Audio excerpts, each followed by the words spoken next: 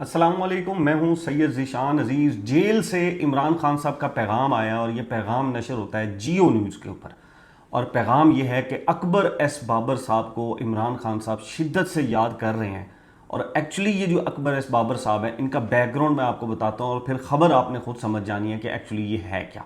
इसके अलावा पीटीआई का एक कारकुन जिसकी तरफ से सिक्योरिटी फोर्सेस के ऊपर जो है वो फायरिंग हुई और एक सिक्योरिटी फोर्सेस का एहलकार जो है वो ज़ख्मी हुए, अब उसके ऊपर डिफरेंट चीज़ें सामने आ रही हैं। कोई शफी जान साहब कह रहे हैं कि वो कारकुन जो है वो दिमागी उसकी हालत ठीक नहीं थी और सीसीटीवी का मुतालबा किया जा रहा है, जबकि गवर्नमेंट ये कह रही है कि ये एक्चुअली इमरान खान साहब और बाहर बैठे जो यूट्यूबर्स हैं उनका खन्नास है जो इन लोगों के दिमागों में भरा गया। तो एक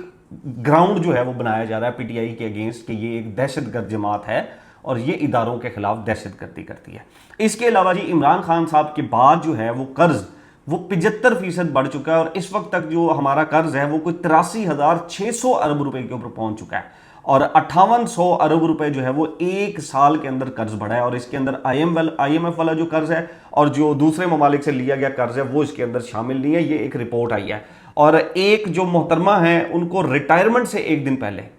ये मैं नाम आपको बताऊंगा कि ये किन की बेटी है, रिटायरमेंट से एक दिन पहले उनको जो है वो कौम के वसी तर मफाद में 3 साल के लिए जो है वो प्रोफेसर मुकर्रर करने की हिदायत जारी हो जाती हैं, नोटिफिकेशन जारी हो जाती हैं सिर्फ रिटायरमेंट से एक दिन पहले। तो ये तमाम चीज़ें हम आज के व्लॉग में डिस्कस करेंगे। आपने अगर अभी तक ये यूट्यूब चैनल सब्सक्राइब नहीं किया तो इस चैनल को सब्सक्राइब कर लीजिएगा। और अगर आप ये चाहते हैं कि जब नया व्लॉग अपलोड हो और आपको उसको नोटिफिकेशन मिल जाए फ़ौरन, तो फिर बेल का आइकन दबा दीजिएगा। सबसे पहले अकबर एस बाबर साहब, खबर मैं आपको बताता हूं, फिर मैं आपको इनकी हिस्ट्री बताता हूं। जियो के ऊपर ये खबर आती है बशीर चौथ साहब की गालबन कि जी इमरान खान साहब जो हैं वो अकबर एस बाबर साहब को शिद्दत से जो है वो याद कर रहे हैं और वो ये चाहते हैं कि वो जो पुराने हमारे अरकान हैं, जो नाराज़ लोग हैं, उनको इकट्ठा करें। और इमरान खान साहब ने ये पैगाम भेजा है कि मैं जब जेल से बाहर निकलूंगा तो सबसे पहले अकबर एस बाबर साहब के घर जाऊंगा। तो ये खबर आती है और उसके बाद अकबर जो एस बाबर साहब हैं वो भी इसकी तस्दीक करते हैं। वो कहते हैं जी जेल के अंदर ही एक करीबी शख्सियत है, उनकी तरफ से भी उनको ये पैगाम जो है वो मिला है कि इमरान खान साहब जो है वो ऐसा चाहते हैं। अब मैं आपको उसकी जो है वो थोड़ी सी बता देता हूँ। वो कहते हैं जी इमरान खान साहब की जानिब से आने वाला पैगाम पर नाराज और बानी अरकान का रद्द अमल मुस्बत रहा। यानी कि उन्होंने कहा था कि नाराज और जो बागी अरकान है उनको मनाएं, उनको इकट्ठा करें आप, ये वक्त है पार्टी के अंदर इकट्ठा करने का। अगर इमरान खान साहब मेरे घर में आते हैं तो इनका गर्मजोशी से इस्तकबाल करूंगा और गले लगाऊंगा। अच्छा, वो ये कहते हैं कि उन्हें ये पैगाम इमरान खान के एक दरीना बाहमी दोस्त के जरिए पहुंचाया गया जो खुद भी जेल में है।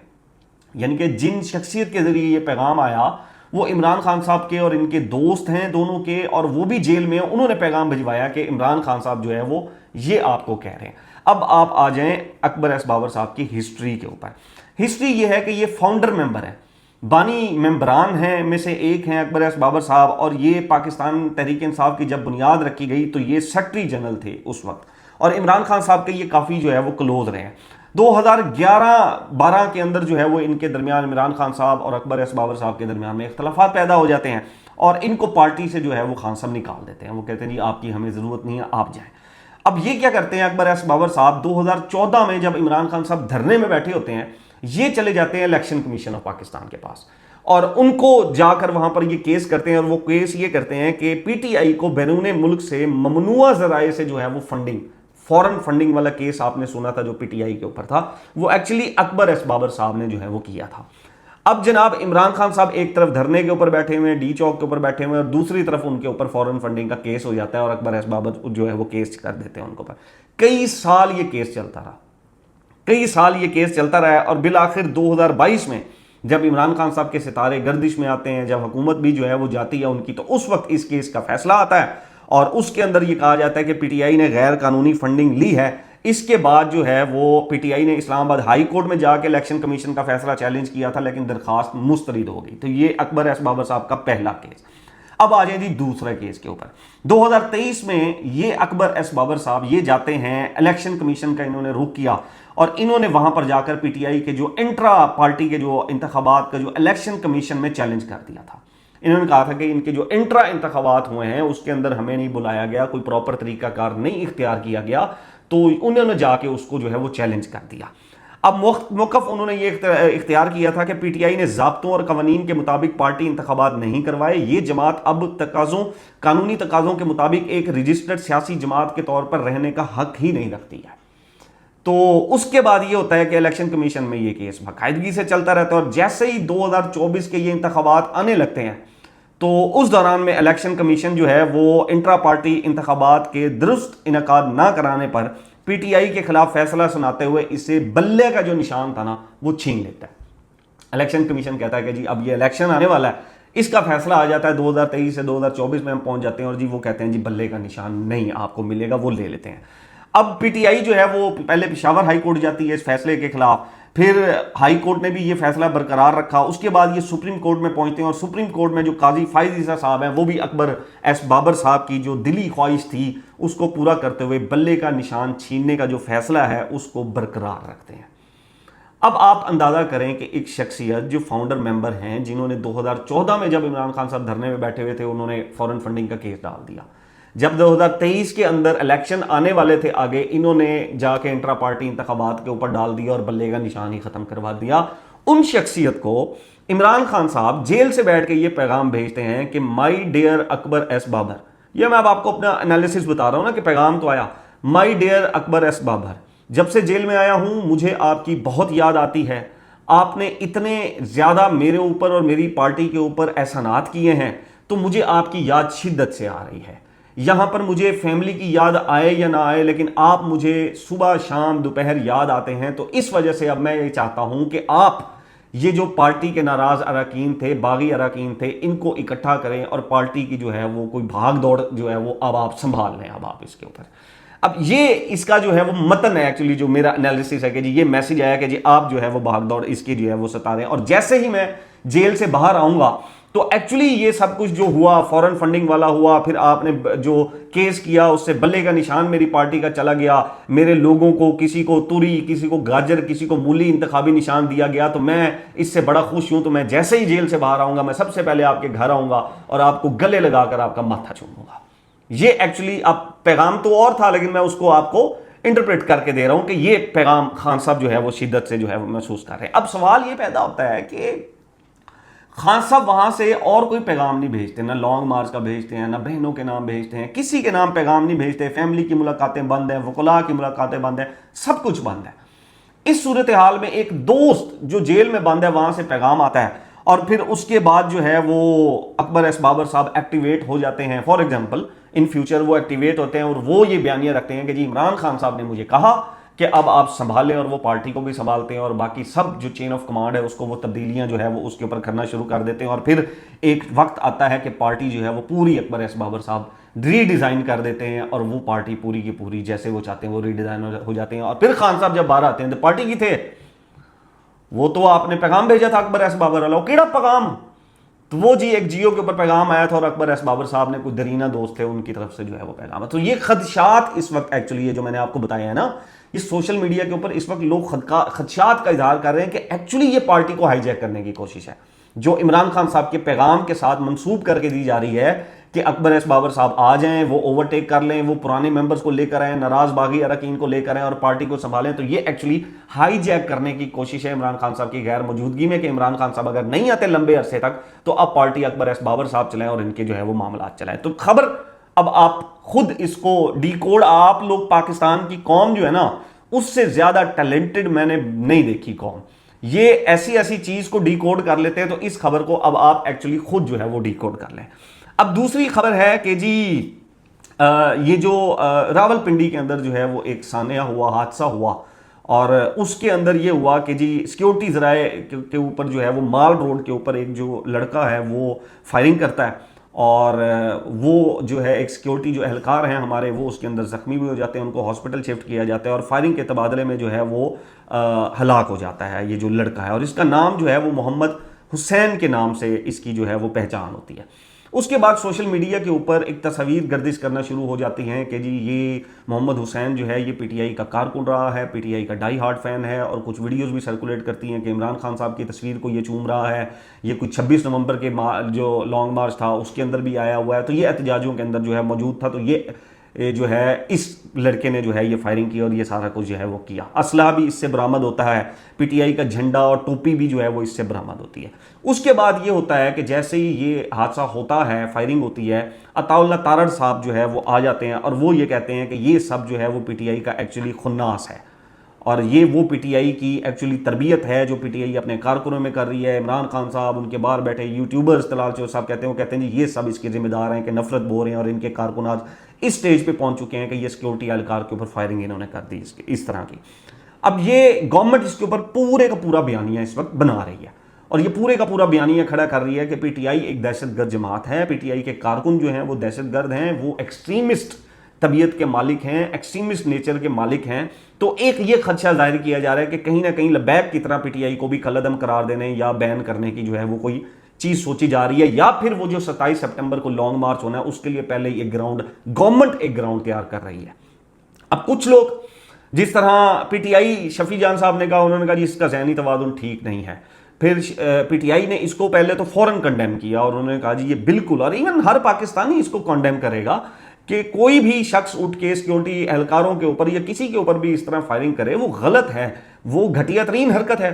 اب پی ٹی آئی یہ کہتی ہے کہ جی آپ نا اس کی جو ہے وہ سی سی ٹی وی فوٹیج جو ہے وہ آپ اس کی لے آئے. یہ وہ کہتے ہیں جی, طلال چودھری صاحب کہتے ہیں کہ جی یہ کبھی کہتے ہیں سی سی ٹی وی فوٹیج دو.